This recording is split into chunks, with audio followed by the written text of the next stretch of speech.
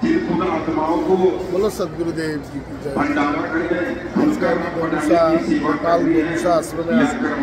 আমাদের গুরুজির বিশেষ কৃপাতে আজকে এই বিশাল ভান্ডারা আজকে থেকে শুরু 6, 7, 8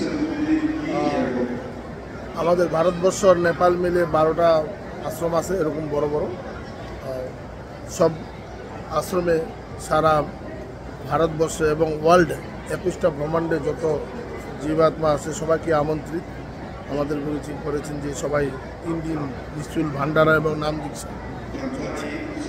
এর মধ্যে এই যে আমাদের আশ্রম নেপাল বনসা আপনারা দেখতে পাচ্ছেন, আমাদের নেপাল বনসা এটা আশ্রম আমাদের গুরুজির দয়ায় এই আশ্রমে আমি আসার মৌকা দয়া করেছেন গুরুজি।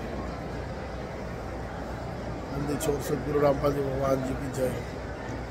আজকে আমি এই বনসায় এসেছি 6, 7, 8 3 দিন এই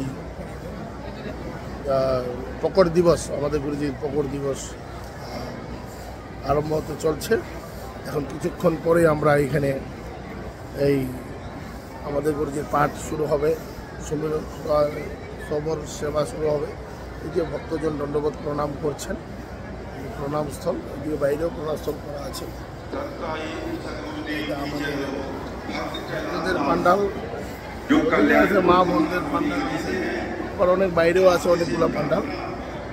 সচ্ছাই বন্দি ছোড় সদ্গুরু রামপাল।